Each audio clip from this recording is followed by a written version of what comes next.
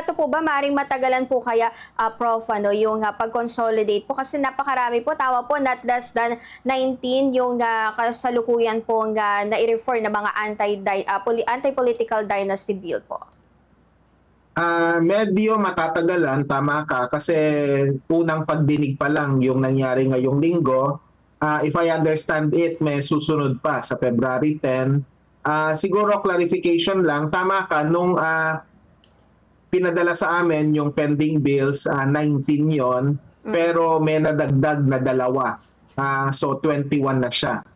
Kaya ano, parami ng parami yung mga nagpa-file at more or less, dapat nating i-DN din dito through your program na hindi lahat ng mga House Bill ay talagang anti-political dynasty. Siguro yung titulo, anti-political dynasty, pero yung nilalaman ng ilan sa kanila ay pro-dynasty. Pwede nating i-single out yung House Bill number 6771 na ginawa namin ng hiwalay na pahayag noon pa, kasi itong final ni na House Speaker D at ni Majority Leader Marcos talagang nagre-regulate lang ng dynasty, pero posible pa rin yung pamamayagpag ng mga dinastiya sa kanila. May pahabol pala ako, sorry, nakalimutan kong banggitin kanina. Yung isang panawagan din pala ng kontradaya, kasi hindi tayo sigurado sa pagpapasa ng genuine party list reform law, yung pagbabago sa ating party list system.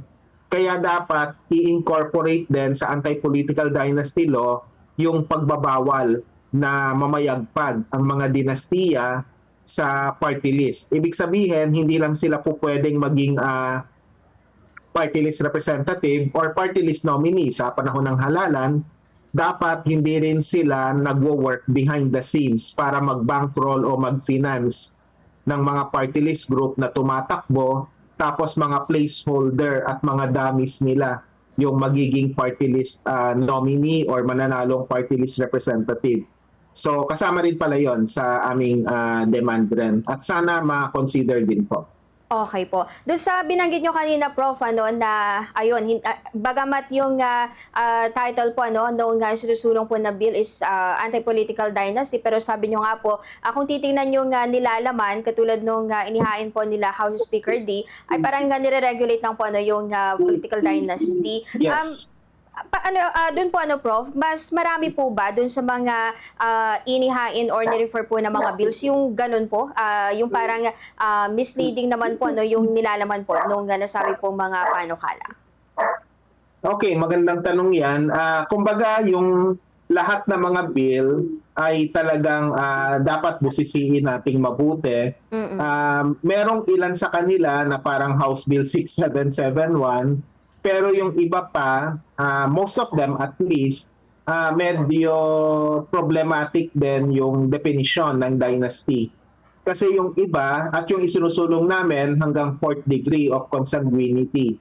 Para malinaw sa mga manonood at tagapakinig, ibig sabihin nito, kasama rin dito yung mga pinsan at iba pang mga malayong kamag-anak.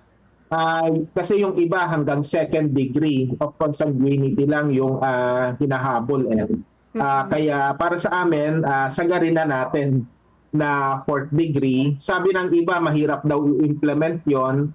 Kaya lang, ang punto naman natin dito, gusto nating bigyan ng oportunidad yung mga iba pang mga nais tumakbo pero hindi kasing yaman at hindi kasing tindi yung kapangyarihan nila.